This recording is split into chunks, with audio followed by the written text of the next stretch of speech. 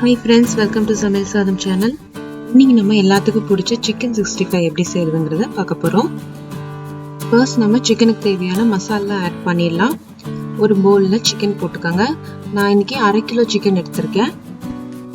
இதுல 1 டீஸ்பூன் இஞ்சி பூண்டு விழுது, 1/4 டீஸ்பூன் மஞ்சள் தூள், 1 டீஸ்பூன் மிளகாய் தூள், 1 டீஸ்பூன் மல்லித்தூள், தேவையான அளவு உப்பு, பொடியா நறுக்குன கருவேப்பிலை கொத்தமல்லி கொஞ்சம், அப்புறமா தேவையான அளவு எலுமிச்சம்பழ சாறு ஊத்தி இத நல்லா மிக்ஸ் பண்ணிருங்க.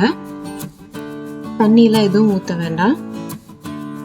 உங்களுக்கு சிக்கன் 65 நல்லா கலரா வரணும்னா நார்மல் மிளகாய் தூளுக்கு பதிலா காஷ்மீரி மிளகாய் தூள் யூஸ் பண்ணிக்கோங்க.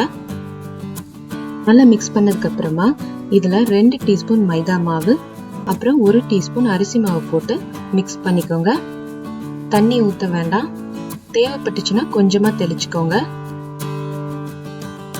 உப்பு, காரம், புளிப்பு கரெக்டா இருக்கான்னு பாத்துக்கோங்க. ஏன்னா இதுதான் நம்ம சிக்கன் 65க்கு டேஸ்ட் கொடுக்க போகுது. மைதா மாவு வந்து நம்ம பைண்டிங்காக யூஸ் பண்ணிருக்கோம். அந்த மசாலா எல்லாமே சிக்கனோட ஒட்டுறக்காக. அரிசி மாவு வந்து நல்லா கிறிஸ்பியா வர்றதுக்காக யூஸ் பண்ணிருக்கோம். இப்போ இதை நல்லா மிக்ஸ் பண்ணியாச்சு. ஒரு 30 மினிட்ஸ்க்கு இதை ஊற விட்டுறலாம். உடனே பொரிக்கிறதுனாலும் பொரிக்கலாம், ஆனா ஒரு 30 நிமிஷம் ஊற வச்சுட்டு பொரிச்சா டேஸ்ட் நல்லா இருக்கும். இப்போ நம்ம சிக்கனை பொரிச்சிடலாம். அதுக்கு ஒரு பேன்ல தேவையான அளவு எண்ணெய் ஊத்திக்கோங்க. எண்ணெய் நல்லா சூடானதுக்கு அப்புறமா சிக்கன் பீசஸ் ஒன்னொன்னா கொஞ்சம் தள்ளி தள்ளி போட்டுக்கலாம். ஃபர்ஸ்ட் ஒரு 30 செகண்ட்க்கு ஹை ஃப்ளேம்ல வச்சுக்கோங்க. அதுக்கப்புறமா மீடியம் ஃப்ளேம்ல 2 to 3 மினிட்ஸ்க்கு ஃப்ரை பண்ணிக்கோங்க. இப்போ ஒரு பக்கம் ஃப்ரை ஆயிடுச்சு. இதை திருப்பி போட்டுடலாம். அந்த பக்கமும் ஒரு 2 to 3 மினிட்ஸ்க்கு ஃப்ரை ஆகட்டும்.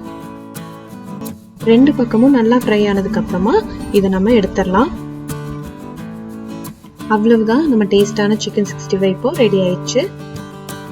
சிக்கன் 65க்கு தேவையான இன்கிரிடியன்ஸ் எல்லாம் இதுதான்.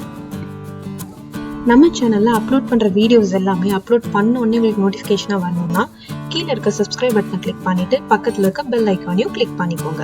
தேங்க்யூ.